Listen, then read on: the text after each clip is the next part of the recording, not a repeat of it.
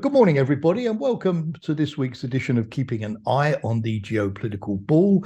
As usual, with me, Jamie Shea, Senior Fellow at Friends of Europe. Well, here in the UK, there was a minor political storm over the weekend when the Sunday Times newspaper published a headline saying that the UK would like to negotiate a Swiss-style arrangement with the EU. In other words, a rapprochement with Brussels after the bitterness since the referendum back in 2016. Now, on Monday morning, government ministers fanned out over the media to deny that this was the case. They're loyal to the hard Brexit, which means no freedom of movement, no British payments into EU budgets, no jurisdiction of the European Court of Justice, no alignment with EU norms.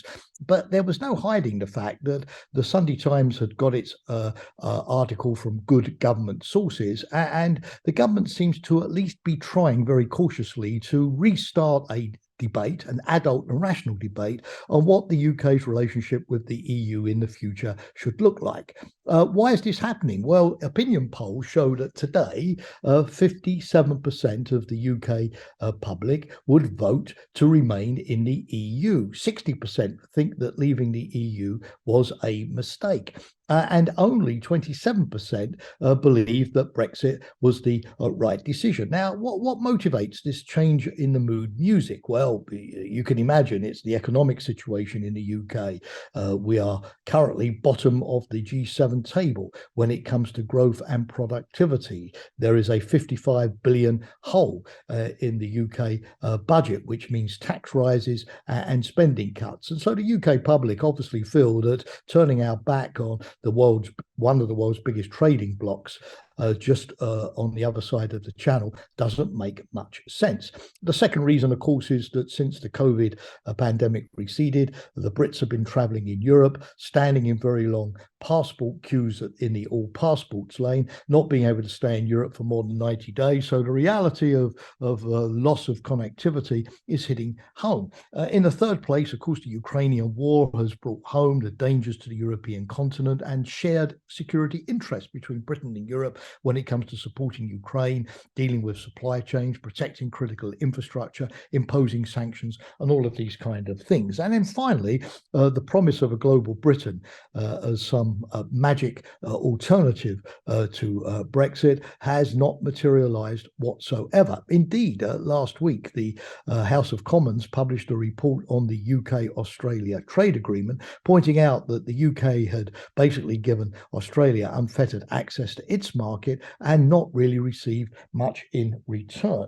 So what does this now mean for the British debate on the European Union? Well, firstly, there won't be any attempt to rejoin the EU anytime soon. There are 10 candidate countries waiting in the wings for EU membership. The UK would therefore go to the bottom of the queue, which means that even if it did decide to reapply today, it might take 30 to 40 years before it could do so. The other thing is the EU is unlikely to want to give Britain the kind of status that it had before, one foot in, one foot out, participating in some aspects of the EU, but not in others, like the common currency, the euro, or the Schengen free movement across borders, or some workers and employment legislation. It would really want to see that the UK was not coming back for short-term sort of tactical reasons, but this time was a full-bodied, dedicated European. So that leaves us with the Swiss-style arrangement, but that is unlikely to be favoured by Brussels either, because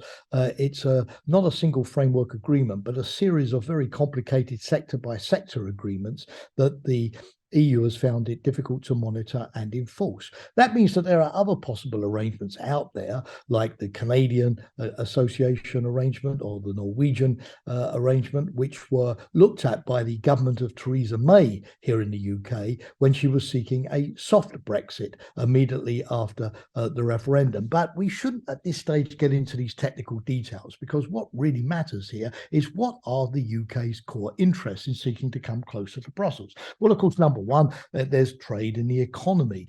the ability of goods to move faster with less paperwork and fewer customs controls across borders.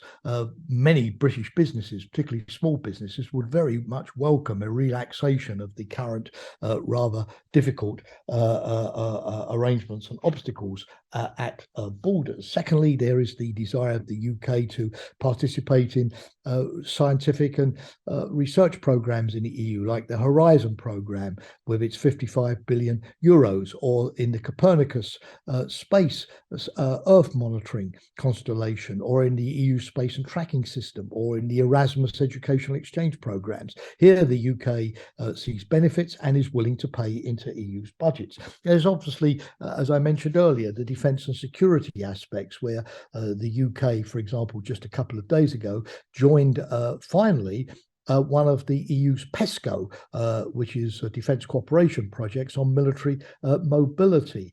Clearly, as the EU is getting more involved in sending weapons to Ukraine and training Ukrainian soldiers, there are common interests, and it would be good if the UK could once again send its defence and foreign ministers to informal EU meetings to coordinate the policies across the channel. And then finally, people movement. The 48%, i.e. millions of Britons, particularly the younger generation that voted to stay in the EU, would really like to be able to stay in the EU for more than 90 days and to find it easier to obtain residence permits and work permits. And that would also reciprocally make it easier for UK companies to recruit EU workers as well. So take those key sort of interests first and then see what kind of arrangement would best suit Britain's interests. Now, this is not going to be easy because trust has really declined between Brussels and London, particularly as the UK government has reneged on many aspects of the Northern Ireland Protocol,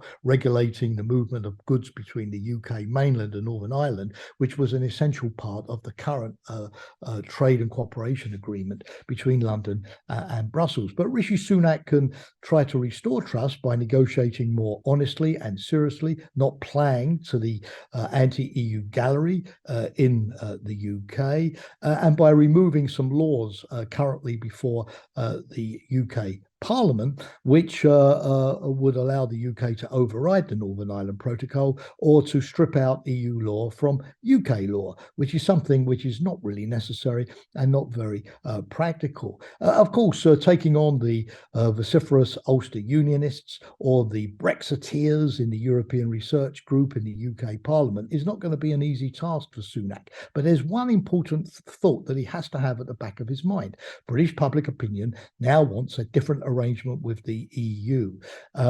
If the UK government is campaigning on an anti-EU platform, the Conservative Party at least, it's unlikely to win the next general election. And opposition to Brussels is only going to fan the flames of nationalism and separatism in places like Scotland or Northern Ireland. So can he slowly but surely face down the anti-EU forces and start a new, more adult debate about Britain's relationship with Europe? That is going to be the key test for the success of the premiership of Rishi Sunak. Thank you very much, as always, for watching today, and I look forward, of course, to engaging with you next week.